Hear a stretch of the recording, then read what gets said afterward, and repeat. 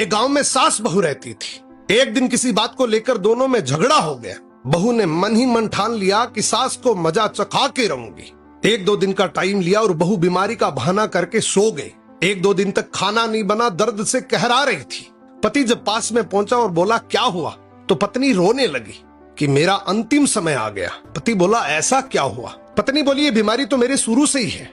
मेरे को किसी ने मेरे पीहर में बताया था कि जब तुम्हारी शादी हो जाएगी और तुम्हारी सास गधे पे चढ़ के आएगी, मुंह काला करके, सर मुंडन करवा के, और वो तुम्हें पानी का लोटा देगी, वो पानी अगर तुम पियोगी तो ये बीमारी कटेगी।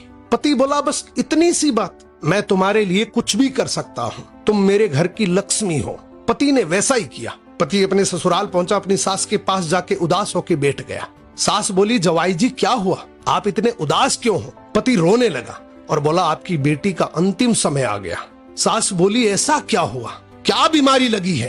पति बोला डॉक्टरों वाली बीमारी नहीं है, उसे कुछ और ही तकलीफ है। सास बोली बताओ जवाई जी, मैं कुछ कर सकती हूँ?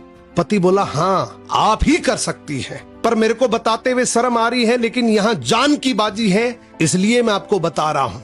अगर आप गधे पे चढ़ के आए, सर का मुंडन करवा के, मुंह काला करके, और पानी का लोटा आप अपनी बेटी को दे और वो पानी अगर आपकी बेटी पिए तो ठीक हो सकती है। सास बोली बस इतना ही? अरे वो मेरी बेटी है, मैं उसके लिए कुछ भी कर सकती हूँ, मैं तो बूढ़ी औरत हूँ, मेरा क्या बिगड़ेगा? और सास ने वैसा ही किया। मुंह काला किया, गधे पे बैठी, सर का मुंडन करवाया और पानी का लोटा बेटी के हाथ में दे दिया। बहू बहुत खुश हुई। मुंह काला था, पहचान नहीं पाई, और मन ही मन सोचा आज मैंने मेरा बदला पूरा कर लिया।